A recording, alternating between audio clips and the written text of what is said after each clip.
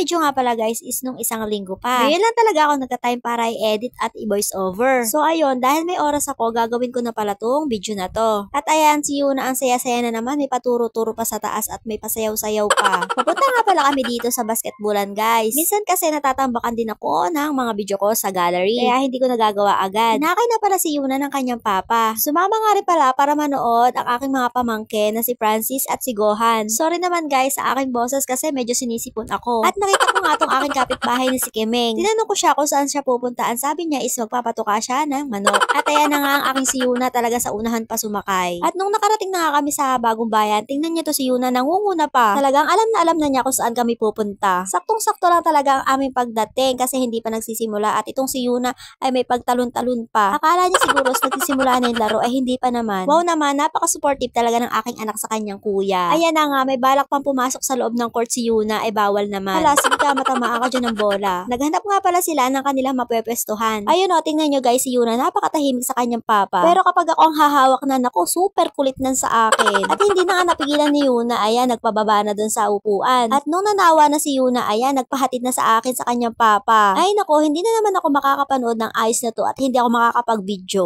Ay sobra naman talaga napakakulit ng batang ito, hindi talaga mapakali sa isang pwesto. Napakaganda pala ng laro ng aking kuya Aaron. Ang kaso natalo lang kaya bawi na lang sa susunod. Ganyan talaga ang basketball, minsan panalo, minsan talo. At tingnan nyo naman to si Yuna ang ginawa sa Magic Flakes. Ayan, nagutom ka kakakulit mo no. At nung nabusog na nga si Yuna, ayan, tumahimik na siya sa isang sulok. Yun pala ay humahanap lang ng tiyempo para makakulit uli.